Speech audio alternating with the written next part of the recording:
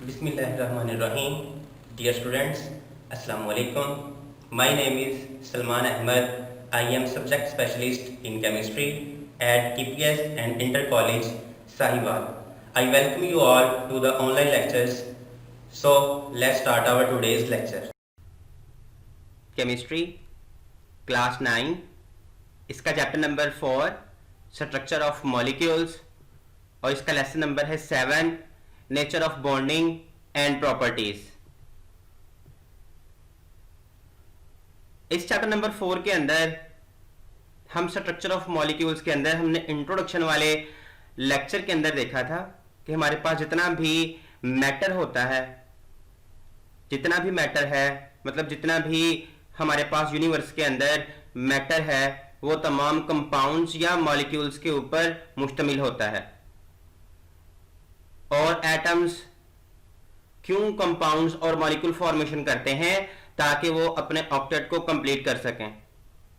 इसलिए वो different compound formation और मॉलिक्यूल फॉर्मेशन करते हैं, और वो 3 डिफरेंट किस्म की बॉन्डिंग करने की सलाहियत रखता है, जिसको हमने नाम दिया था ionic bond, covalent bond, coordinate bond. उसी बॉन्ड की बुनियाद पर कि कौन सा बॉन्ड उस मॉलिक्यूल या कंपाउंड के अंदर प्रेजेंट है, उसकी प्रॉपर्टीज भी मैटर करती हैं। मतलब अगर उस कंपाउंड के अंदर आयोनिक बॉन्ड है तो उसकी प्रॉपर्टीज कहलाएंगी आयोनिक कंपाउंड्स की प्रॉपर्टीज। उसी तरीके से अगर कोवलेंट बॉन्ड है तो कोवलेंट कंपाउंड की प्रॉपर्टीज। तो इस तरीके से जो भी बॉन्डिंग उसके अंदर प्रेजेंट होती है वो डिपेंड करती है कि उसके अंदर बॉन्ड कौन सा प्रेजेंट है। तो हम सबसे पहले देखते हैं आयोनिक कंपाउंड्स। तो आयोनिक कंपाउंड्स होंगे कौन से? तो आयोनिक कंपाउंड्स वो कंपाउंड्स होंगे जिनके अंदर कौन सा बॉन्ड प्रेजेंट होगा? आयोनिक बॉन्ड प्रेजेंट होगा। आयोनिक बॉन्ड कौन सा होता है? आयोनिक बॉन्ड वो बॉन्ड जिसके अंदर कंप्लीट ट्रांसफर होती है इलेक्ट्रॉन की from one atom to the other atom. इनमें एक एटम जो है वो इलेक्ट्रॉन क्या करेगा? लूज करेगा, और दूसरा एटम इलेक्ट्रॉन को क्या करेगा? गेन करेगा। जो इलेक्ट्रॉन को लूज करता है उसके ऊपर चार्ज पॉजिटिव, और जो इलेक्ट्रॉन गेन करेगा उसके ऊपर चार्ज नेगेटिव आएगा।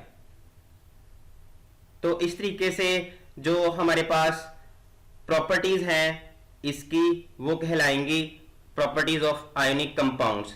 तो हम आयोनिक कंपाउंड्स देखते हैं।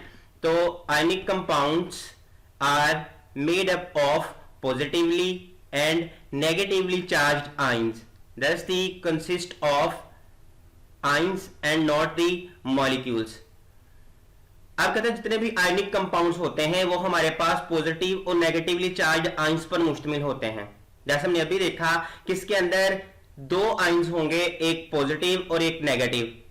पॉजिटिव कौन सा होता है? जो इलेक्ट्रॉन को डोनेट करता है, और नेगेटिव कौन सा होता है? जो इलेक्ट्रॉन को गेन करता है।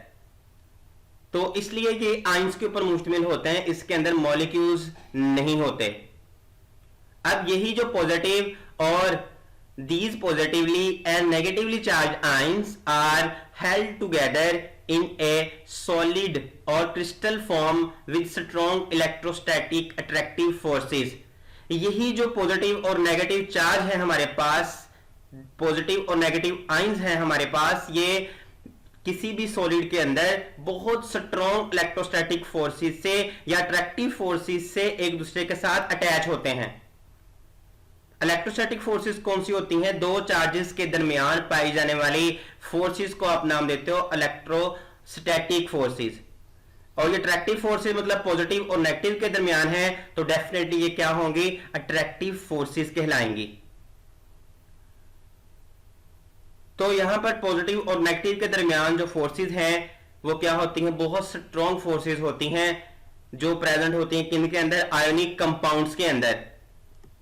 अगर हम इसकी एग्जांपल देखें तो कॉमन सोडियम क्लोराइड, तो एक सोडियम क्लोराइड का स्ट्रक्चर है, क्यूबिक स्ट्रक्चर। इसके अंदर जो रेड कलर है ये सोडियम को रिप्रेजेंट कर रहा है, और जो ग्रीन कलर है, ग्रीन, ये रिप्रेजेंट कर रहा है क्लोराइड आयन को। अब यहां पर सोडियम Na पॉजिटिव, रेड ये स्मॉलर है, और Cl नेगेटिव क्लोराइड आयन। तो इस तरीके से एक वेल ऑर्गेनाइज्ड अरेंजमेंट होती है इसके अंदर आयंस की।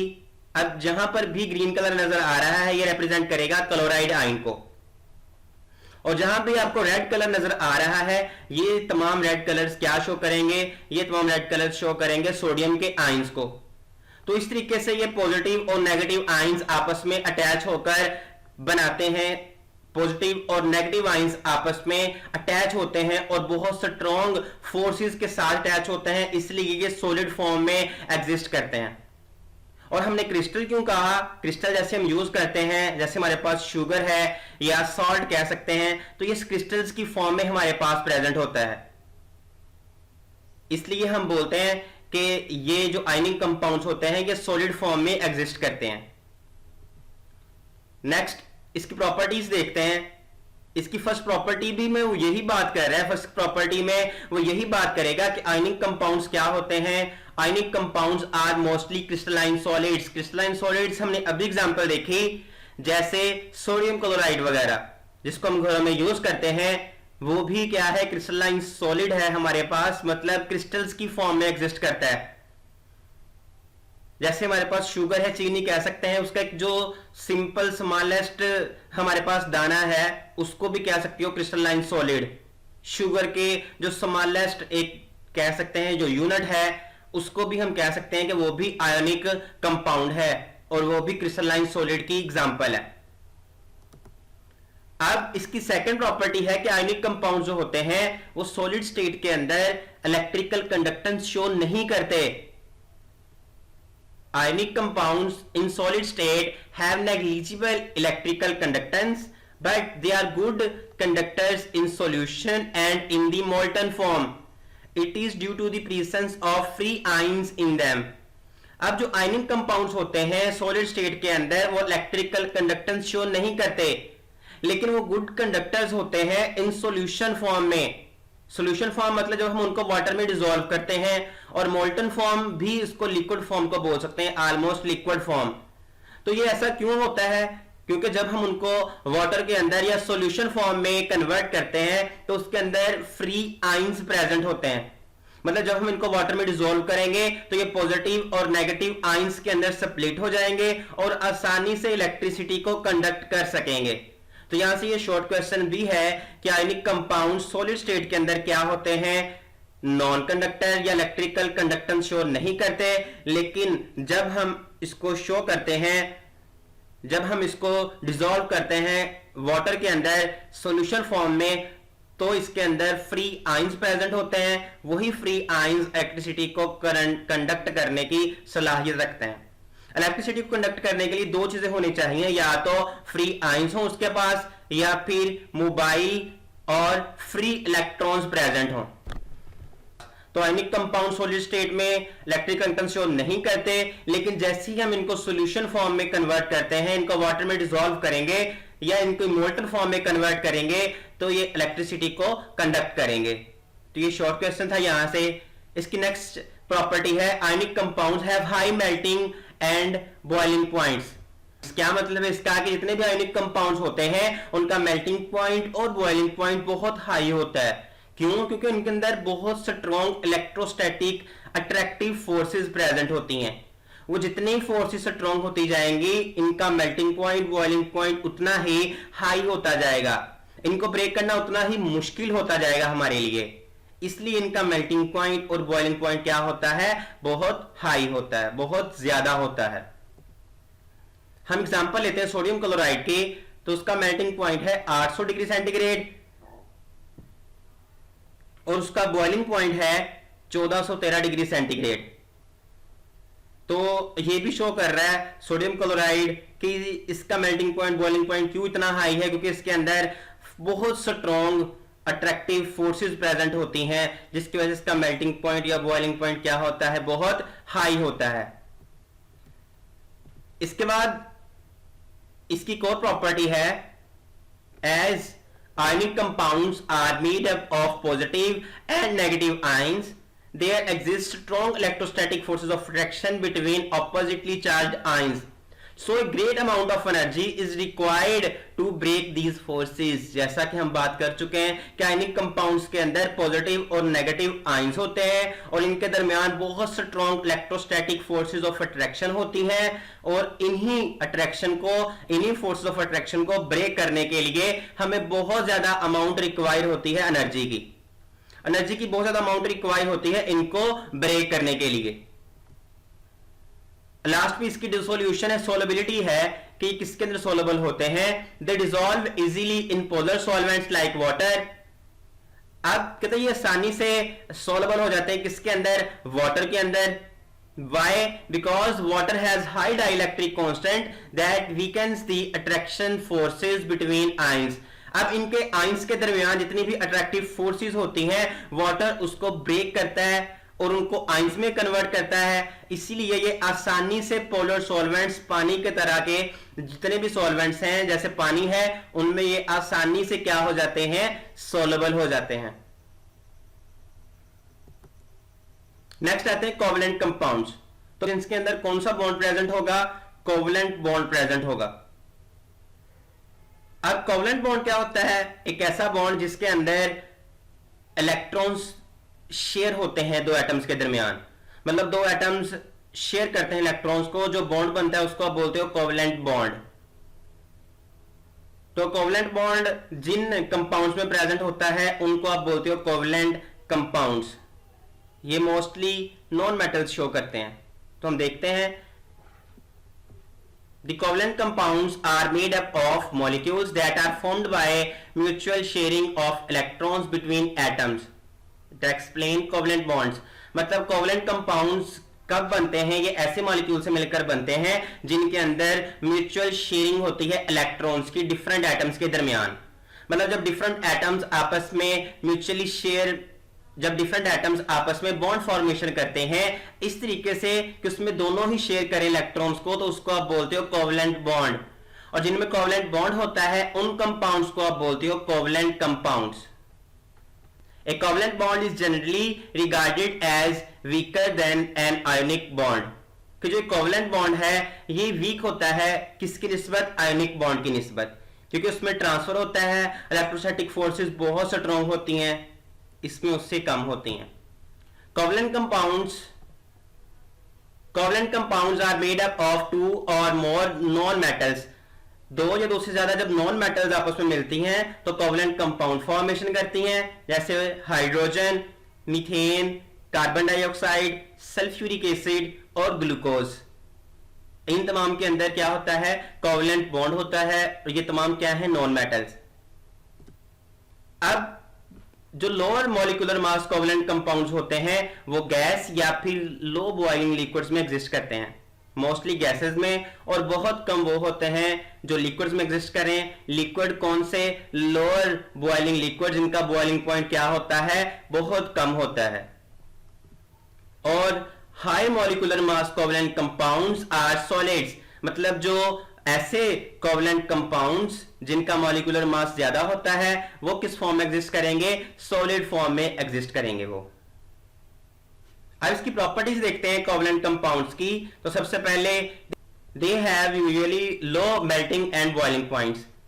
इनके अंदर इतनी फोर्सेस स्ट्रॉन्ग नहीं होती जितनी आयनिक कंपाउंड्स में थी, इसलिए इनके मेल्टिंग और बॉइलिंग पॉइंट्स क्या होते हैं, लो होते हैं। They are usually bad conductors of electricity. ये इलेक्ट्रिसिटी के बैड कंडक्टर्स हैं, इलेक्ट्रिसिटी को पास नहीं करते। The compounds having polar character in their bonding are conductors of electricity when they dissolve in polar solvents. हाँ, वो कोवलेंट कंपाउंड्स जो polar character रखते हैं, पोलर नेचर रखते हैं, जब हम उनको डिसॉल्व करते हैं पोलर सॉल्वेंट्स के अंदर तो वो इलेक्ट्रिसिटी को कंडक्ट करने की सलाहियत रखते हैं। They are usually insoluble in water but are soluble in non-aqueous solvents like benzene, ether and alcohol. ये इनसॉल्युबल होते हैं वाटर के अंदर और सॉल्युबल होते हैं नॉन एक्वस सॉल्वेंट्स। कौन से, पानी के अलावा सॉल्वेंट्स जैसे बेंजीन, ईथर और अल्कोहल वगैरह, ये उनके अंदर सॉल्युबल होते हैं। Large molecules with 3 dimensional bonding form covalent crystals. which are very stable and hard. They have very high melting and boiling points. कहता है इसमें बहुत लार्ज मॉलिक्यूल्स भी शामिल होते हैं जिनका 3D स्ट्रक्चर होता है, 3 डायमेंशनल एक स्ट्रक्चर फॉर्म करते हैं, बहुत स्टेबल और हार्ड होते हैं, उनका मेल्टिंग पॉइंट बॉइलिंग पॉइंट बहुत ज्यादा है। यहां पर एग्जांपल आएगी डायमंड की, वो भी covalent compound, covalent bonding show करता है। इसके बाद polar and non polar compounds देखते हैं। तो polar and non polar covalent bond होते क्या है? The polarity in a chemical bond is due to difference in electronegativities of the bonding atoms. मतलब अगर दो ऐसे एटम आपस में जुड़े हैं जिनकी इलेक्ट्रोनेगेटिविटी डिफरेंट है एक दूसरे से, तब वहां पर पोल्स क्रिएट होते हैं, तब हम उसको बोलते हैं पोलर कोवेलेंट बॉन्ड। और नॉन पोलर जिसके अंदर दोनों सेम एटम अटैच होते हैं और इलेक्ट्रोनेगेटिविटी का डिफरेंस नहीं होता, उनको आप बोलते हो नॉन पोलर कोवेलेंट कंपाउंड्स। तो पॉलिंग स्केल के अंदर फ्लोरीन को हम इलेक्ट्रोनेगेटिविटी वैल्यू 4 देते हैं। दूसरे एटम्स की इलेक्ट्रोनेगेटिविटी की वैल्यू हम फ्लोरीन से रिलेट करने के बाद या इससे कंपैरिजन के बाद दूसरे एलिमेंट्स की इलेक्ट्रोनेगेटिविटी फाइंड करते हैं। तो जो नॉन पोलर कोवेलेंट कंपाउंड्स हैं, non polar covalent compounds usually do not dissolve in water, while polar covalent compounds usually dissolve in water. कहते हैं जो नॉन पोलर कोवेलेंट कंपाउंड्स हैं वो हमारे पास वाटर सॉल्युबल नहीं है, लेकिन जो पोलर कोवेलेंट कंपाउंड हैं वो वाटर सॉल्युबल हैं। Non-polar compounds do not conduct electricity, but an aqueous solution of a polar compounds usually conduct electricity due to formation of ions in water. कहते जो non polar है वो electricity को conduct नहीं करता, लेकिन जो हम पोलर कंपाउंड का एक्वस सॉल्यूशन बनाते हैं तो वो कंडक्ट करता है इलेक्ट्रिसिटी को। क्यों? Due to the formation of ions in water. तो ये पोलर और नॉन पोलर कंपाउंड्स के बारे में थोड़ा सा डिफरेंस देखा, इनके कुछ एक दो प्रॉपर्टीज के बारे में भी हमने डिफरेंस देखा कि पोलर और नॉन पोलर कंपाउंड में क्या डिफरेंस होता है। नेक्स्ट है कोऑर्डिनेट कोवेलेंट कंपाउंड्स। तो कोऑर्डिनेट कोवेलेंट कंपाउंड्स क्या होते हैं? वो कंपाउंड जिनके अंदर कौन सा बॉन्ड प्रेजेंट होता है? कोऑर्डिनेट कोवेलेंट बॉन्ड प्रेजेंट होता है। मतलब एक ऐसा बॉन्ड जिसमें एक एटम तो इलेक्ट्रॉन पेयर डोनेट करता है, लेकिन दूसरा एटम जो है उसको एक्सेप्ट करने की सलाहियत रखता है। इसमें ऐसा नहीं है कि एक दोनों एटम जो है वो आपस में म्यूचुअल शेयरिंग करें, या एक डोनेट करे एक गेन करे। इसमें क्या होता है? इलेक्ट्रॉन पेयर एक एटम डोनेट करता है और दूसरा उसको एक्सेप्ट करता है, और फिर जो बॉन्डिंग होती है उसको बोलते हो कोऑर्डिनेट कोवेलेंट बॉन्ड। और जिन कंपाउंड्स के अंदर कोऑर्डिनेट कोवेलेंट बॉन्ड होता है उनको आप बोलते हो coordinate covalent compounds. Their properties are mostly similar to those of covalent compounds। इनकी बहुत सारी प्रॉपर्टीज सिमिलर होती हैं किनकी तरह? कोवेलेंट कंपाउंड्स की तरह। अब हम देख चुके किसके अंदर क्या होता है, हमारे पास एक एटम जो है एक इलेक्ट्रॉन पेयर जो है वो शेयर्ड होता है किसके अंदर? दो एटम्स के दरमियान। ठीक है, मतलब इन कंपाउंड्स के अंदर दो एटम्स किसके जरिए अटैच होते हैं एक दूसरे से? वो इलेक्ट्रॉन पेयर के जरिए अटैच होते हैं।